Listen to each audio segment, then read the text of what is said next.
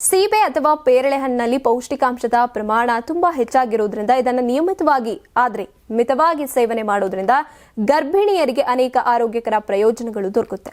Vitamin C ಹಾಗೇನೆ ಶಕ್ತಿವರ್ಧಕ aunty ಆಕ್ಸಿಡೆಂಟ್ಗಳು ರೋಗ ನಿರೋಧಕ ಶಕ್ತಿಯನ್ನು ಹೆಚ್ಚಿಸೋದಕ್ಕೆ ದೊಡ್ಡ ಪಾತ್ರವನ್ನು ವಹಿಸುತ್ತೆ. ಕಿತ್ತಳೆ ಹಣ್ಣಿಗಿಂತಲೂ ಕೂಡ ಅಧಿಕ ವಿಟಮಿನ್ ಸಿ ಪೇರಳೆಯಲ್ಲಿ ದೊರಕೋದ್ರಿಂದ ಚಳಿಗಾಲದಲ್ಲಿ ಇದನ್ನು ಆಹಾರದಲ್ಲಿ ಸೇರಿಸಿಕೊಳ್ಳೋದು ಅತ್ಯಂತ ಪ್ರಯೋಜನಕಾರಿ.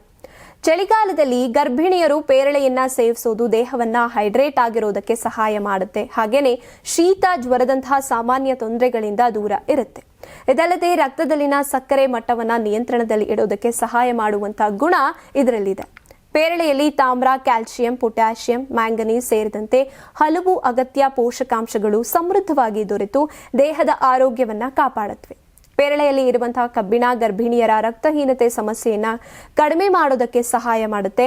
ವಿಟಮಿನ್ B9 ಮತ್ತೆ ಪೋಲಿಕ್ ಆಮ್ಲ ಮಗುವಿನ ನರಮಂಡಲದ ಬೆಳವಣಿಗೆಗೆ ಅತ್ಯಂತ ಮುಖ್ಯವಾಗಿದೆ. ಜೊತೆಗೆ ನೈಸರ್ಗಿಕ ಕ್ಯಾಲ್ಸಿಯಂ ಗರ್ಭಿಣಿಯರಿಗೂ ಕೂಡ ಹೊಟ್ಟೆಯಲ್ಲಿ ಇರುವಂತಹ ಮಗುವಿನ ಬೆಳವಣಿಗೆ ಕೂಡ ಬಹಳ ಉಪಯೋಗಕಾರಿ.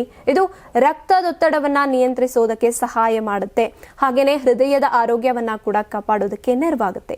ಪೇರಳೆ ಹಣ್ಣಿನಲ್ಲಿ ಇರುವಂತಹ ನಾರಿನಾಂಶ ಮಲಬದ್ಧತೆಯಿಂದ ಪರಿಹಾರ ನೀಡುತ್ತೆ. ಹಾಗೇನೆ ಮೂಲವ್ಯಾಧಿಯನ್ನ ತಡೆಯೋದಕ್ಕೆ ಸಹಾಯ ಮಾಡುತ್ತೆ. ತಿನ್ನುವಾಗ ಬೀಜಗಳನ್ನ ತೆಗೆದು ತಿರುಳನ್ನ ಮಾತ್ರ ಸೇವಿಸೋದು ಉತ್ತಮ, ಎಸ್ಪೆಷಲಿ ಗರ್ಭಿಣಿಯರು.